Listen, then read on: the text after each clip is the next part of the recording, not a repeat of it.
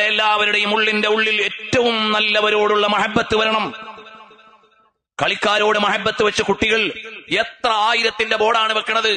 അവർക്കൊരു ന്യായമുണ്ട്.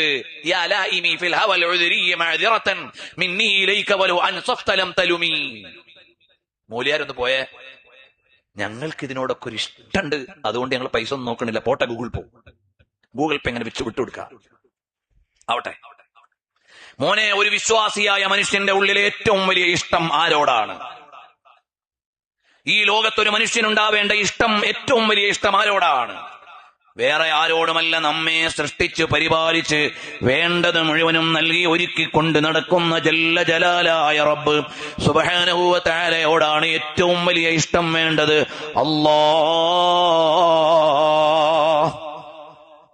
പിന്നെയുള്ള ഇഷ്ടം ആരോടാണ്? അവിടുന്ന് നമുക്ക് തന്ന ഏറ്റവും വലിയ സമ്മാനമായ മുഹമ്മദുർ റസൂലുള്ളാഹി സ്വല്ലല്ലാഹു അലൈഹി വസല്ലമ തങ്ങളോടാണ്.